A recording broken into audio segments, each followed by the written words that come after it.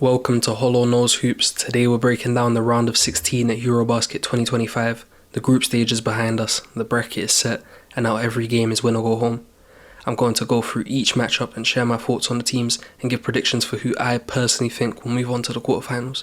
Let's get right into it. So first up, we've got Turkey taking on Sweden, and honestly, I've got to give Sweden a lot of credit here.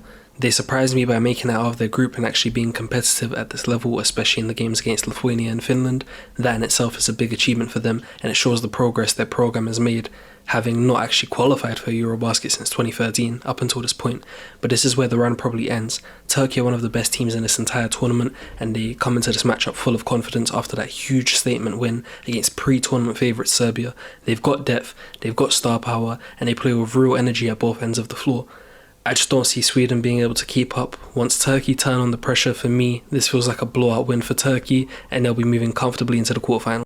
Next up, it's Germany against Portugal, and just like Sweden, Portugal really impressed me by even getting this far. They surprised a lot of people by making out of their group, and especially the win over Estonia, doing it without Kea in the second half, showed a lot of resilience and fight, but now they've run into a juggernaut. Germany are the best team in this tournament so far, and it hasn't even been close. They've been smashing every single opponent in the group stage, setting records along the way, and looking every bit like the team to be at Eurobasket 2025. As much as I respect Portugal's efforts, this matchup feels one-sided. Germany's depth, size and sheer dominance should be way too much here. I'm predicting another blowout, Germany cruising through to the quarterfinals, and possibly another record-breaking performance. Now we've got a Baltic derby, Lithuania against Latvia, and unfortunately both teams come into this one banged up. Lithuania are missing Rokas Jokubaitis, which is a massive blow, and Latvia have their own key injuries to deal with as well. It's not the full strength version of either of these two squads that we'd love to see at this stage. Now one big factor could be that Latvia will have the home advantage with the crowd fully behind them, and that could play a huge role in a tighter matchup like this. As a Lithuanian myself, I'd love nothing more than to see my guys pull this off, but if I'm being honest, I just don't think it happens this time.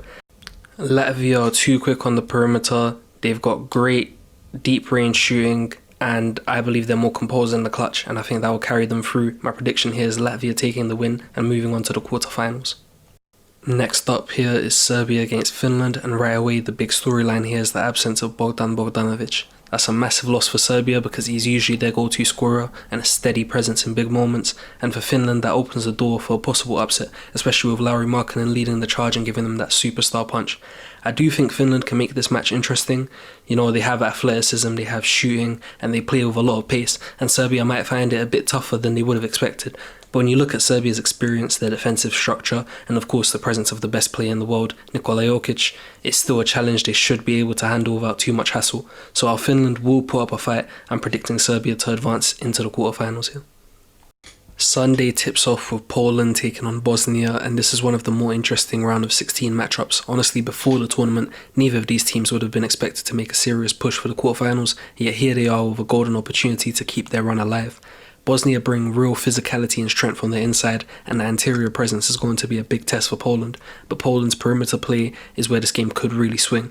With guys like Jordan Lloyd and Mateusz Ponitka leading the way, they've got the offensive firepower on the outside to stretch Bosnia's defense and create problems all game long. In the end, I think Bosnia keep this close with their size, but Poland's perimeter weapons will be too much. I'm predicting Poland to edge out a tight win and move into the quarterfinals. Next up is France taking on Georgia. Georgia have been a fun story in this tournament, but to me they looked fatigued in those later group stage games, and the lack of depth on their roster really started to show. That's a problem when you go up against a team like France who can rotate higher level talent in and out all game long. I don't think Georgia have the depth or the legs to keep pace for the full 40 minutes. France's size, athleticism and experience are just on another level. That being said, I don't see this turning into a total blowout. I think Georgia will battle, stay scrappy and keep it relatively close on the scoreboard, but without ever really looking like they're going to win.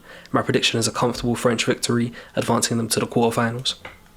Now we've got Slovenia against Italy, and this is a fascinating matchup. Italy are such a tough team to deal with because on any given night they can get 3 or 4 different guys contributing in a big way, and that balance and depth can put Slovenia at a serious disadvantage, especially in stretches where Luka doesn't have much support around him.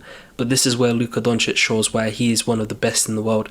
I think we're about to see one of his greatest FIBA performances, carrying Slovenia almost single-handedly, playing with barely any rest and putting himself right up there on the all-time Eurobasket scoring lists.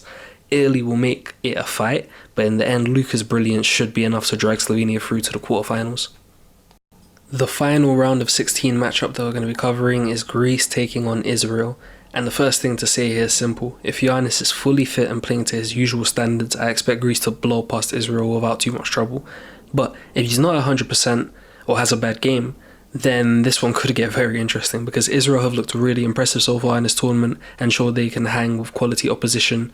That said, one performance that really stood out for me was Tyler Dorsey shooting against Spain. If he keeps that form going, Greece should still have enough offensive punch to get the job done, even if Giannis isn't quite himself.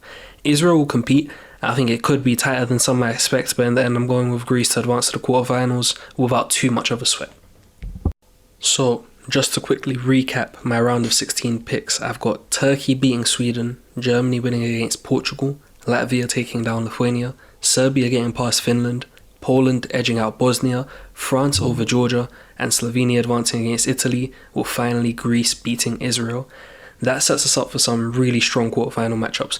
We would have Latvia against Greece, Germany taking on Slovenia, Turkey against Poland, and France going head to head with Serbia. Those are some heavyweight battles, and no matter how they play out, they promise to be incredibly entertaining games of basketball. And that wraps up my predictions for the Eurobasket 2025 round of 16. It's going to be an exciting knockout stage and I can't wait to see how it all unfolds. But those are just my picks. I want to hear from you. Who do you have making it through to the quarterfinals? Do you agree with my choices or do you see a few different results on the horizon?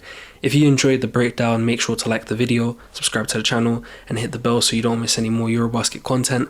Thanks for watching Hollow Nose Hoops and I'll see you in the next one.